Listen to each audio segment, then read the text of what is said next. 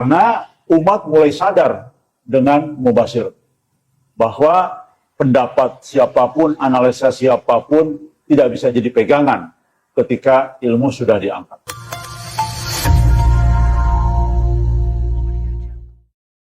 Bismillahirrahmanirrahim. Assalamualaikum warahmatullahi wabarakatuh. Dalam rangka menghindari mispersepsi terkait buku Master Plan Mimpi yang telah dan akan kami serahkan kepada pihak pemerintah, tokoh agama, akademisi, dan lain sebagainya.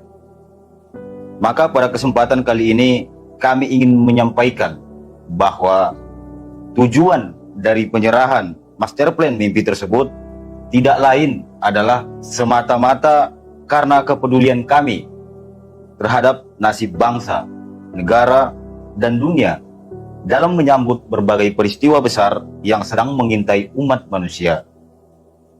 Belajar dari sejarah Nabi Yusuf alaihissalam, kami berharap agar pihak pemerintah, tokoh agama, dan seterusnya mau mengambil pelajaran dari keterbukaan Raja Mesir pada zaman Nabi Yusuf alaihissalam tersebut, yang mana kala itu sang raja mau mendengarkan takwil dari mimpinya sendiri, serta dengan antusias mau menerapkan solusi yang disarankan oleh Nabi Yusuf alaihissalam untuk menyelamatkan rakyat Mesir dari bencana kelaparan yang akan datang pada masa itu. Dan jika seandainya pihak pemerintah, tokoh agama, para akademisi, dan seterusnya pernah melihat atau menemukan kami di tempat tertentu berbicara mengenai Al-Mahdi ataupun sosok calon Imam Mahdi, maka di sini kami ingin menegaskan bahwa semua itu semata-mata adalah hasil penelitian kami berdasarkan banyak data yang telah kami teliti selama bertahun-tahun. Ketika kami dari Majelis Gajah mulai ingin berperan dalam dakwah tentang akhir zaman, tentang Al-Mahdi, tentang fase-fase yang akan membuat umat semakin berat, maka kami menyadari ini dakwah yang tidak mudah, dakwah yang sulit, apalagi di dalam konteks dakwah mubasyirat yang tidak banyak dikenal oleh umat, bahkan relatif jarang disampaikan di dalam kajian-kajian atau mimbar-mimbar. Bahkan ketika kami menyadari menamakan diri Majelis Gajah atau Gajah, maka brandingnya langsung tertuju kepada sebuah tempat yang penuh dengan pergolakan, kekerasan, dan kematian. Cukup menyeramkan. Namun demikian, rekan sekalian, mengapa kami menamakan Gajah? Karena memang kami harus mulai dari sebuah isyarat dan simbol bahwa gajah bukanlah hanya melakukan pencerahan kepada umat, tapi juga melakukan satu gerakan-gerakan penyadaran. Berbicara mengenai sosok Muhammad Qasim sendiri yang dicurigai sebagai sosok yang akan menjadi Imam Mahdi di masa depan, kami ingin menginformasikan bahwa dalam banyak mimpi Muhammad Qasim sendiri dikatakan bahwa rakyat dan pemerintah Pakistan kelak baru akan menyadari sepenuhnya akan kebenaran mimpi-mimpi Qasim setelah Pakistan berada di ambang kehancuran.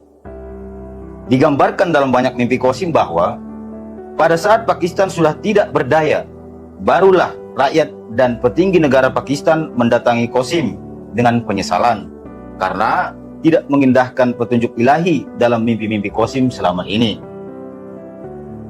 Jadi sangat jelas bahwa di sini tidak ada yang namanya istilah merebut kekuasaan, apalagi memaksakan pemahaman atau semacamnya. Berangkat dari hal tersebut, maka seharusnya gugurlah anggapan orang-orang bahwa kami adalah sekelompok orang yang sedang berusaha mendirikan khilafah. Karena kami sendiri menyadari dengan sepenuh kesadaran bahwa mimpi-mimpi banyak orang dari berbagai belahan dunia yang telah kami kumpulkan dalam buku Master Plan Mimpi tidak lain adalah semata-mata merupakan kabar gembira, petunjuk, dan peringatan yang diharapkan dapat menjadi bahan renungan bersama demi kebaikan umat manusia. Mengapa kami merasa perlu mengatakan ini? Ini tidak lain dikarenakan kami mendengar bahwa ada pihak-pihak yang mulai menuduh kami sebagai sekelompok orang yang sedang berusaha mendirikan khilafah. Sungguh hal tersebut sangatlah jauh dan tidak benar sama sekali. Kami perlu diketahui tidak terafiliasi dengan gerakan dakwah apapun yang saat ini ada. Kami tidak terafiliasi dengan sebuah organisasi kekuatan dan pemahaman yang ada saat ini. Dan kami adalah kumpulan dari gabungan latar belakang yang bebas. Bahkan jika ada orang non-muslim pun, bahkan jika ada orang Syiah pun ikut dalam kelompok grup kami, selama duduk baik, ya, duduk manis, mendengarkan, dan juga memperhatikan apa yang kami sampaikan, kami tidak akan menolak, kami tidak akan mengusir. Jadi artinya Majelis Gajah ini bukanlah satu kelompok yang membuat kelompok, kemudian melakukan satu tarbiyah khusus di dalam satu pengertian yang berbeda dengan yang lain. Tetapi kami hanya bicara tentang mubasyirat. Hanya kebetulan saja mubasyirat ini dikaitkan dengan banyaknya peristiwa ujung akhir zaman. Dan kebetulan kami juga baru paham bahwa insya Allah sesuai dengan apa yang Nabi sampaikan bahwa di ujung akhir zaman itu ada sebuah petunjuk yang Allah sisakan berupa mubasyirat. Jadi ini memang menyangkut tanda-tanda besar kiamat. Salah satunya menyangkut Al-Mahdi tentunya. Karena kami sendiri menyadari bahwa seperti yang kami sampaikan sebelumnya, di zaman Nabi Yusuf alaihissalam, Nabi Yusuf sendiri hanya memberikan semacam saran kepada penguasa kala itu. Dan yang mengeksekusi dan mengaplikasikan saran-saran dan solusi tersebut tidak lain adalah penguasa pada masa itu sendiri. Jadi dengan kata lain, Nabi Yusuf sendiri hanyalah sebagai semacam penasehat saja, atau seseorang yang memberikan peringatan berdasarkan takwil mimpi dari penguasa pada masa itu. Maka jelaslah bahwa sungguh jika ada orang-orang yang mengira bahwa kami sedang berusaha mendirikan khilafah perbuatan-perbuatan radikal dan semacamnya, sungguh itu tidaklah benar dan sangat jauh dari kenyataan. Kami selalu terbuka atas segala hal dan kami sekali lagi hanya berusaha menyampaikan pesan-pesan kepada para penguasa, para pejabat, pihak pemerintah dan para ulama agar mau mengkaji fenomena mubasyirat yang dialami oleh banyak orang di seluruh dunia ini untuk dijadikan sebagai bahan renungan bersama sebelum masalah-masalah yang serius seperti yang dimimpikan banyak orang benar-benar terjadi. Jadi kami jauh daripada ingin mendirikan khilafah. Seperti yang sudah kita tahu, ada banyak ormas Islam bermunculan ingin mendirikan khilafah. Kenapa demikian? Karena begini, kami sudah tahu bahwa informasi dari mubasyirat Al-Mahdi itu peristiwa berkuasanya seperti persis zaman baginda Nabi Muhammad SAW ketika terjadi Futur Mekah, di mana kita lihat Nabi Muhammad SAW diberikan kekuasaan menjadi penguasa Mekah tanpa ada setetes pun darah. Insya Allah, rekan sekalian, walaupun terjadi pergolakan, walaupun terjadi mungkin huru-hara atau goro-goro, bukan karena mau diambil alih oleh pemerintahan Al-Mahdi, tetapi dampak daripada keadaan dunia.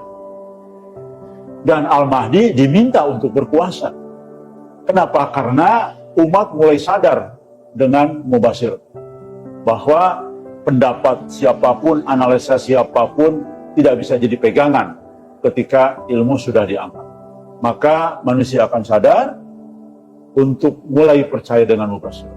Karena mubasyirat nanti akan semakin banyak. Sekali lagi, kami tegaskan bahwa tidak penting bagi kami siapa yang memimpin dan berkuasa. Yang terpenting adalah bangsa dan negara serta umat manusia bisa diselamatkan.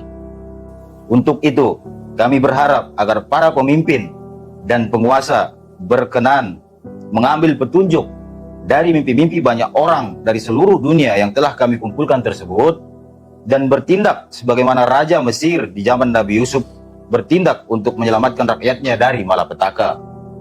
Dan dengan sepenuh kerendahan hati, kami meminta para ulama dan tokoh agama berkenan mau mengkaji fenomena ini secara utuh. Karena kami menyadari bahwa seharusnya sekelas para ulama lah yang lebih pantas untuk mengkaji fenomena sebesar ini. kami berharap para ulama mampu menemukan hal-hal yang tidak atau belum bisa kami temukan dari petunjuk yang ada dalam banyak mimpi tersebut. Terlebih lagi, telah digambarkan dalam banyak mimpi bahwa Indonesia akan memiliki peran yang sangat besar di masa-masa mendatang. Akhir kata, semoga master plan mimpi ini memberikan manfaat bagi semua pihak dan dapat menjadi petunjuk tambahan bagi kepentingan bangsa dan negara serta umat manusia. Wassalamualaikum warahmatullahi wabarakatuh.